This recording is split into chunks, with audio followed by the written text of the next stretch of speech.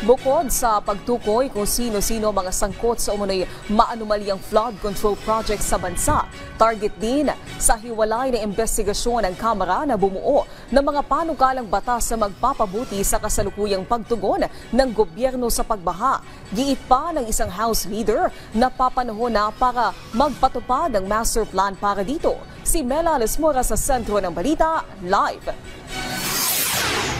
Yes, Naomi, ayon kay House Committee on Good Government and Public Accountability Chair Joel Chua, na isa rin sa co-chair ng TRICOM, bukod sa flood control projects, kailangan ding matalakay itong issue sa basura at iba pang pinagmumulan ng baha sa bansa. Lahat ng yan, inaasahan kanilang mapag-uusapan sa buong pagdinig dito sa Kamara. Sa mga susunod na araw, inaasang sisimulan na ng House Tri-Committee na tatawagin bilang House Infracom ang kanilang hiwalay na investigasyon ukol sa umano'y maanumalyang flood control projects sa bansa. Ayon kay House Committee on Good Government and Public Accountability Chair Joel Chua, isa sa mga co-chair ng joint panel, pagtutuunan nila ng pansin ang mga natukoy na problema ni Pangulong Ferdinand R. Marcos Jr. Pero kung may madadawit dito na kasamahan nila, naaayon lang na mag-recuse sila. Sabi ni Chua, mahalaga ang investigasyon na ito dahil target din nilang bumuo ng mga panukalang batas na makatutulong para mapagbuti pa ang pagtugon ng gobyerno sa baha.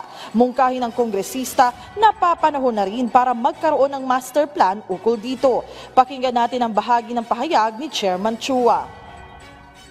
Ang flood control naman, sa tingin ko naman, ay ito'y per se, yung programa ay kung talagang ipatutupad naman, maayos naman.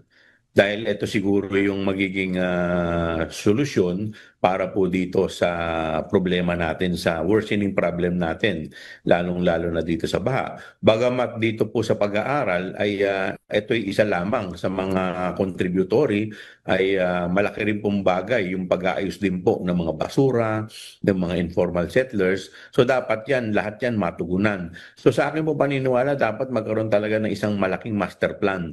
Nang sa ganun, malaman talaga kung ano talaga ang kailangan at magiging solusyon. Kasi kung gagawa lang tayo ng mga programa, tapos hindi naman talaga masusolusyonan ng matindi, baka nagsasayang lang tayo ng pondo. Kaya siguro it's high time na gumawa na ng isang magandang master plan para sa problema po natin dito sa baha. Naomi, ang iba pang kongresista ay umaalma naman dahil may mga pagkakataon na sila yung naituturo dito nga sa issue ng umano'y flood control project sa bansa kahit nagtatrabaho naman sila ng maayos para sa ating mga kababayan. Kaya't ang iginigit nga nila, once and for all, mainam yung mga ganitong investigasyon para maliwanagan na hinggil sa mga detalye ng mga proyektong ito. Naomi? Mela, sa distrito ba ni Congressman Chua may mga flood control projects din at maayos ba yung implementasyon nito? Naomi, bilang alam naman natin, talagang bahain sa Maynila, sabi ni Congressman Chua ay may mga flood control projects sa lahat ng distrito ng Maynila. At ang sinasabi niya, sa ngayon tinitingnan niya yung implementasyon doon sa kanyang distrito mismo. Pero ang binibigyang diin nga niya, yung mga district engineer, yun talagang nakatutok sa mga proyektong ito dahil sila naman yung may expertise sa mga ganitong proyekto at detalye. Pero kung may nakikita silang problema, syempre pwede rin naman nilang erase yung mga pwedeng gawin ukol dyan. Naomi? Maraming salamat, Mela Lesmoras.